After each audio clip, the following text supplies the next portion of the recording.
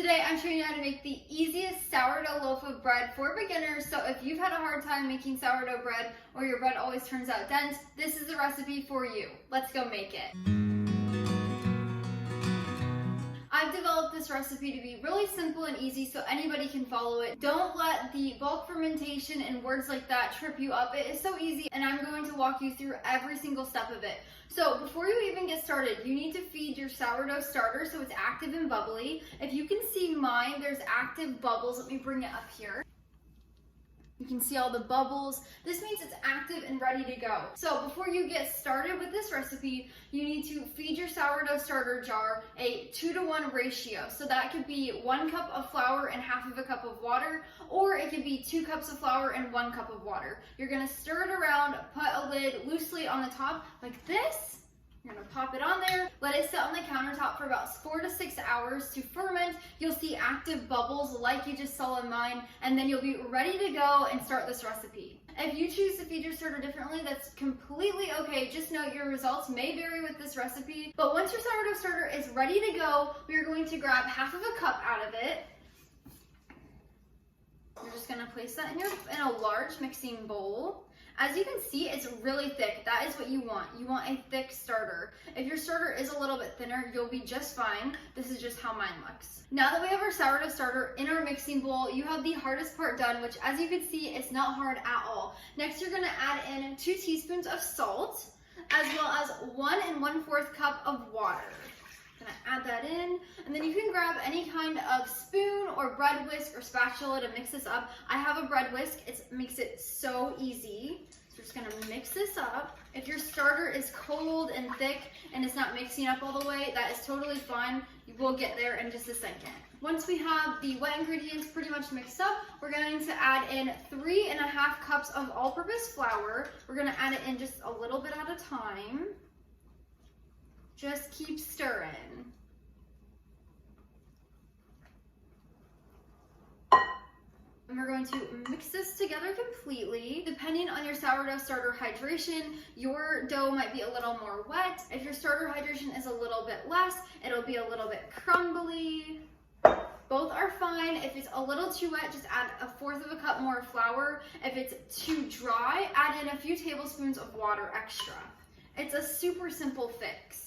I think a lot of people get discouraged when baking with sourdough because their hydration of their starter messes them up, or their starter isn't active and healthy enough, which makes your breads very dense, which is why I have you guys feeding your starter a 2-to-1 ratio before you even start this recipe. It makes such a huge difference. Now that we have everything pretty much combined, as you can see, it's not completely combined, it's kind of like a loose dough. That is where we're going to use our hands. So you're just going to use your hands to kind of combine this into a dough ball and pick up all of this excess flour on the bottom. That is exactly what you want and is completely normal. Again, if that is not combining into your dough very well, you can add in a tablespoon or 2 of extra water. If it is too wet and it's sticking to your hands, that's when we'll add in that extra 1/4 cup of flour if needed. But as you can see, I have not needed to add any flour or water. Just kind of work this in with our hands. We've got it pretty much all mixed in. Those little tiny pieces are gonna be just fine. But now you're going to just put this in your bowl, and then you're gonna grab a lid, a damp kitchen towel or saran wrap, and you're going to put it on loosely. So for a lid, what I do, I'll put it on and then just close it on 2 sides. And then we're gonna let this dough sit for about 30 minutes until we start developing the gluten with a stretch and fold. I promise it's so easy, I'll walk you through it. Just leave this on the counter for now and meet me back here in 30 minutes. Now that our dough has sat here for about 30 minutes, we're going to take off the lid and we're going to do something called a stretch and fold. This is in place of kneading, so I like it a lot better, especially with sourdough bread. It makes it a lot easier. You're not having to knead your dough for multiple minutes, although you can. This technique is super simple and easy. So what we're gonna do now that our dough has rested for 30 minutes, we're going to take 1 portion of the dough and we're gonna pull it up and we're gonna push it down into the center. That is what a stretch and fold is. And we're gonna do that all the way around our dough. So just for the sake of this, I'm gonna take it out of the bowl so you guys can see. But when you're doing this at home, just leave it in your bowl and do the stretch and folds. That way you don't have any mess on your countertops. So you're just gonna pull it up and stretch, fold, stretch. And if something like that happens, you're just gonna push it back down and continue. That is definitely going to happen your first round of stretch and folding. Your dough is going to break a little bit because the gluten has not been strengthened yet. So we're just gonna pull. And as we do this, your dough is going to have a little bit different of a texture, and that is what you want. So we're just gonna keep going. Do what you can. It does not have to be perfect. I like to go 1 to 2 rounds around the dough. Flip it upside down like this and put it back in your bowl. Then we are going to cover it again loosely, just 2 sides, or loosely with a wet kitchen towel or saran wrap. We're gonna let it sit for another 30 and complete the second round of stretch and folds before the bulk ferment. Meet you back here in 30 minutes. Now that it's been another 30 minutes, we're gonna take our dough and stretch and fold it one more time. Again, you can leave it in your bowl, but for the sake of this, I'm gonna put it out so you can see it.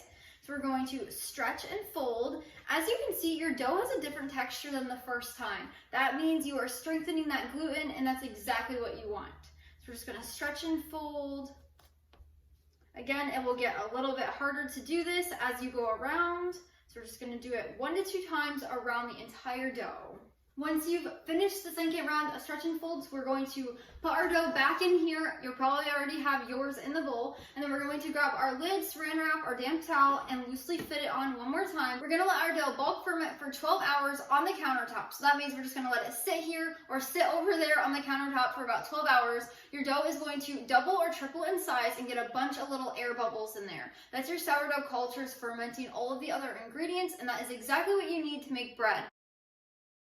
Now, if your dough is not doubling or tripling in size, say 6 hours into the bulk ferment, there might be a problem. So you have 2 things you can do. You can either put this in your oven with the oven light on. The oven needs to be turned off, but just turn the oven light on and crack your door. Or you can heat your oven to about 80 degrees Fahrenheit. So you can just turn it on the lowest setting. So you can just preheat your oven to the lowest setting and leave it on for 1 minute. And then you're gonna turn it off, put your dough inside, and close the door. This warmer environment speeds up those sourdough cultures in the fermenting process. Sometimes if your house is chilly, like below 70 degrees, or say there's not a lot of humidity in your house or in your region wherever you live, this can be a huge problem for sourdough bakers, and a lot of people like to give up because of it. Please do not. Just know your dough needs to be a little bit warm to ferment. Now, if your dough is not fermented after those 12 hours, you can let it sit out for about 3 to 5 extra hours. Or if you're busy and say you did this before work, or you did this at nighttime before bed, or say you do this when you get home from work or around supper time, and when those 12 hours end, you're not going to be awake or you're not going to be home, you can let your sourdough bread dough sit on the counter for a little bit longer. So I just recommend not letting it sit on the counter for more than 24 hours.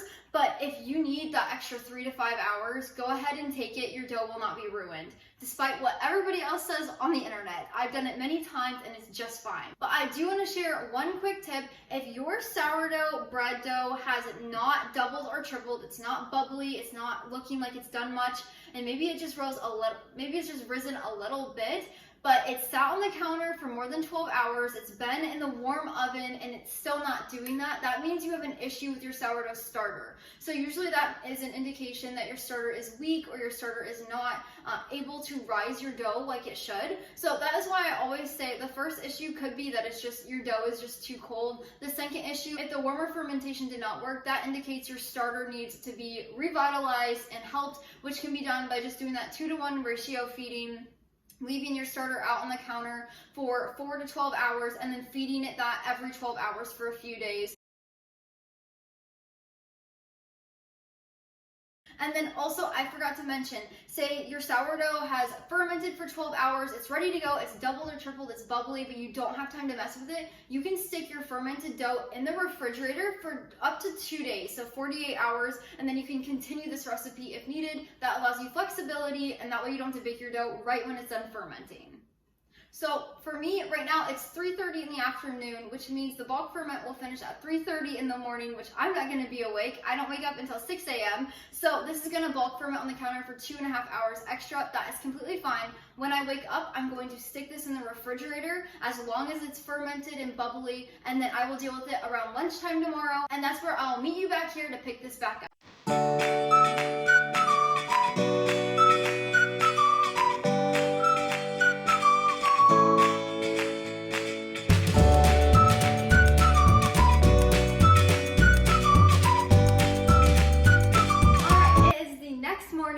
So I woke up around 6 and I got the dough into the refrigerator at 6:30. Since the 12-hour ferment ended around 3:30 in the morning, I was not awake, so I let it sit on the counter for a few extra hours. And then when I woke up and got around, I put it in the refrigerator. And then right now it's about 9:45, so it's been in the refrigerator for about 3 hours and 15 minutes. That was just a cold ferment. That was not necessary, but that gave me flexibility until I was ready to shape. So as you can see, doing sourdough bread is so flexible. If you don't have time to shape your dough, you can just stick it in the refrigerator until you do. So now that our dough has bulk fermented, it's time to shape it. So all we're gonna do is we're gonna take the lid off. Let me get my tea out of the way. And then you're gonna grab parchment paper. So I just have this unbleached parchment paper. And then you're also gonna need a loaf pan. This is just a standard loaf pan. And then we are going to line this with parchment paper. You can also grease your loaf pan with flour and a little bit of butter, but this is just so much easier and the cleanup is a breeze. So push it down. And then to shape your dough, it is so simple. So what we're first gonna do is we're gonna deflate our dough. So I like to say we're gonna punch it. So you're just gonna push your hand down into here like that. If you can see, it just deflates the air bubbles. And then we are going to turn this out onto the counter. You do not need any extra flour at this point. Your dough is not going to stick to your countertop, I promise. So many people think it's gonna stick and they're just so worried, but it will not, I promise. So now that our dough is out on the countertop, we are then going to just pull it out with our hands. If it's been in the refrigerator, it's gonna be cold and a little bit harder to kind of shape, but that is okay. So we're just gonna pull this out with our hands into a rectangle, just like this. It does not need to be any particular size. And then we're gonna put it down on our countertop, and then all we're gonna do is we're gonna roll it. So we're gonna roll it into a log, just like this. And then where the seam is, you're gonna pinch that together with your fingers. Just a quick little pinch. And then the sides, you can leave it like this, but as you can see, they're kind of open. What I like to do is I like to pinch them together and kind of roll it underneath. So I'll bring it up here. So you're just gonna pinch, roll underneath, and then turn it over so that the seam is down on the countertop, and then you can kind of shape it into your dough a little bit more, into your little loaf. Just like that. It does not need to be perfect. This is how you're gonna shape it for the loaf pan. So it's not perfect or anything special, just a little rectangle. Then we're going to plop this down into our loaf pan that we prepared earlier. You can kind of help move it around. And that is how easy it is to shape a sourdough bread loaf. The next step is we're gonna let this dough proof for 3 to 4 hours on the countertop. So all this means is it's a second rise and your dough is going to double in size. So this makes your bread loaf really airy and fluffy, just like you would get in a grocery store. This step you cannot skip. So for the proofing, we're just gonna grab a dry kitchen towel. It does not need to be damp. We're just gonna place it over there, and then you're gonna let this sit out on the counter for 3 to 4 hours. Now, if you don't have time to let this sit for 3 to 4 hours, you can put it just like this in the refrigerator until you do have time. Put it in the fridge and proof it when you do. So we're gonna let this sit on the counter for 3 to 4 hours, and I'll meet you right back here. Now that 3 to 4 hours have passed, our dough has proofed and it's risen and it's doubled about 2 times to 3. As you can see, it's almost, or it's a little bit over the pan. This is exactly what you're looking for.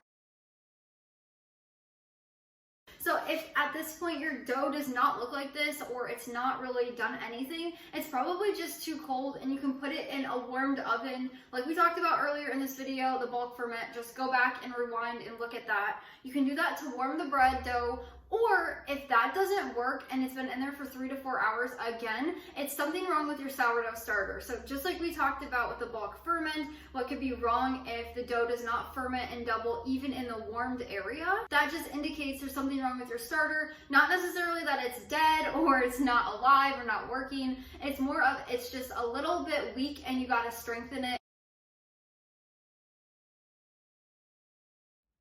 Now that we've proofed our bread, it's ready to go in the oven, so we're gonna preheat it to 375 degrees Fahrenheit, and then we're gonna bake it for 45 to 50 minutes. So let's go do that. And just like that, our sourdough bread is fully baked. So to make sure your bread is completely baked all the way through, you'll see that it's golden brown on top. Now what we're gonna do is we are going to take the bread out of the pan. So this is why I use parchment paper. It makes it so simple and easy. We're just gonna grab the paper and kind of lift it out.